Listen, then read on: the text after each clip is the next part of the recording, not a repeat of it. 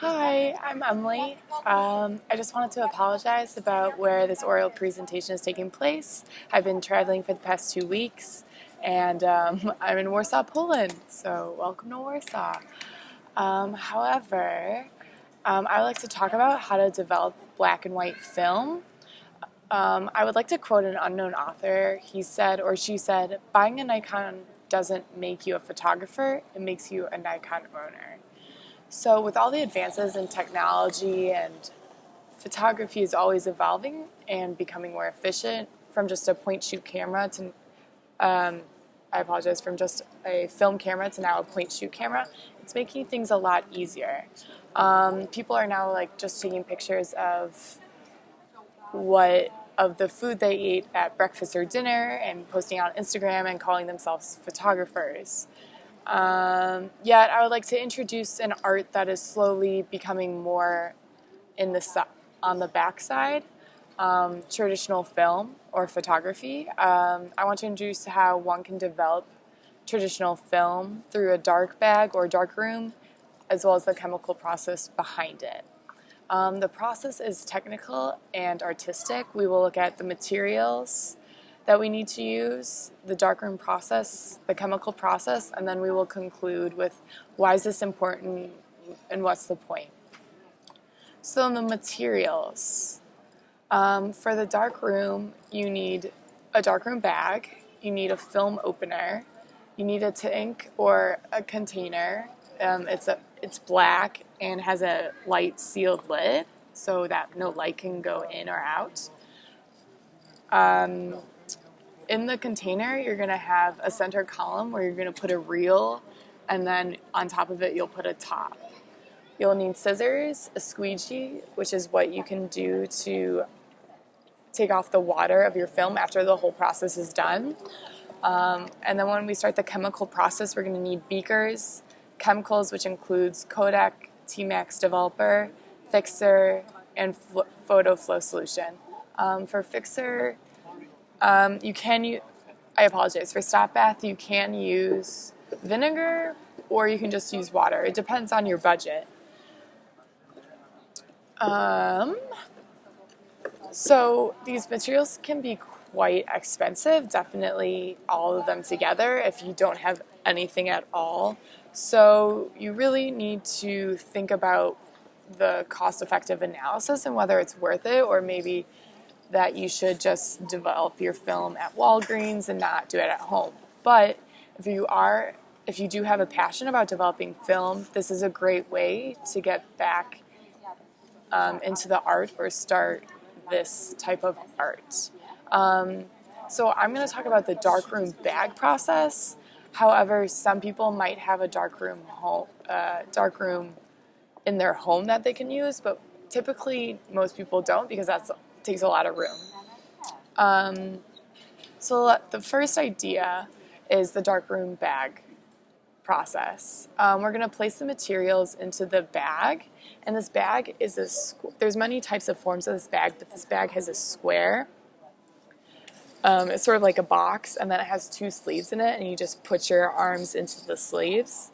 And in this bag, you're going to place the film opener, your camera, your tank with all those materials inside of it, your scissors, as well as a reel, which is what you place your film into.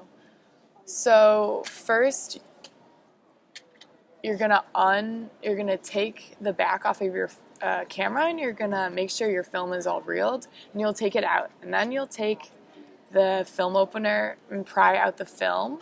You're gonna take your scissors and put 2 finger lengths at the end of the film and cut. I apologize for not having any of the equipment with me to make it more visual, but on the slideshow I have a bunch of pictures that hopefully would help. So after you cut the film, you need to place the film into the reel, and this reel are 2 circles that are attached, and you have to fit the film until it hits 2 knots, and you have to move your hands back and forth until the film goes all the way around. After the film is in the reel, you put the reel into the container, and you have to make sure to push it all the way down to the bottom, because if you don't, the chemicals won't develop it properly, and you could have different spots of funny color and the tone will be very off. After you put the reel into the bottom, you're going to put the top onto the film, the container, and then you are basically done, and you're going to unzip the bag.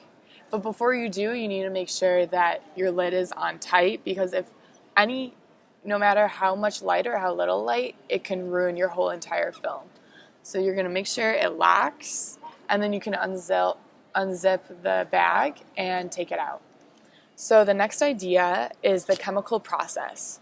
So this chemical process is only for 35 millimeter film, because it varies. Each type of film, whether it's 55, 200, it varies the time, the chemicals, etc. So we're just going to do 35 millimeter because it's a very basic film. There are 4 types of chemicals to use that are going to help us develop our film. Each chemical is going to be a 1:4 ratio, so that means 1 chemical to 4 parts of water. Depending on whether it's a fresh batch of developer, fixer, stop bath, the time is going to vary. However, if it's just made, you're going to pour 30 seconds. You're going to pour developer into your container for 30 seconds, and you'll switch it around, and you'll pour it out into the sink, and then you will put the fixer, the stop bath, which is also a 1:4 ratio, and that you can use vinegar or it can just be water. It's completely up to you.